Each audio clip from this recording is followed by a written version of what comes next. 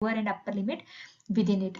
So ನೀವು ಇಲ್ಲಿ theory ಓದಿದ್ರೆ ನಿಮ್ಗೆ ಅಷ್ಟು ಅರ್ಥ ಆಗುತ್ತೋ ಇಲ್ಲೋ ಗೊತ್ತಿಲ್ಲ. ಫಾರ್ ಎಕ್ಸಾಂಪಲ್ ಇಲ್ಲೂ ಒಂದು 2 ಮೆಥಡ್ ಇದೆ. ಓಕೆ, ನೀವು ಒಬ್ರು ಏಜ್ 20 ಅಂತ ತಗೊಂತೀರಾ.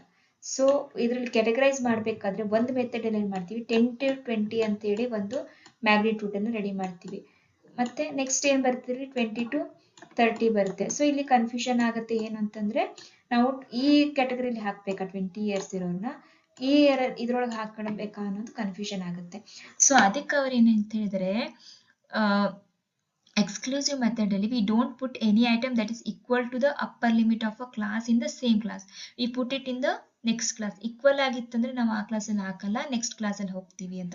So it is equal to here, right? ಇದೆರಡು ಈಕ್ವಲ್ ಆಗಿರೋದ್ರಿಂದ ನಾವು we are going for next class. Okay, so ಇನ್ನು ಇನ್ಕ್ಲೂಸಿವ್ ಮೆಥಡ್ ಅಲ್ಲಿ ಏನ್ ಮಾಡ್ತೀವಿ, ಅಪ್ ಟು 10 to 20 ಅಂತ ನಾವು ತಗೊಂಡ್ರೆ ಈ 20 ಅನ್ನು ನಾವು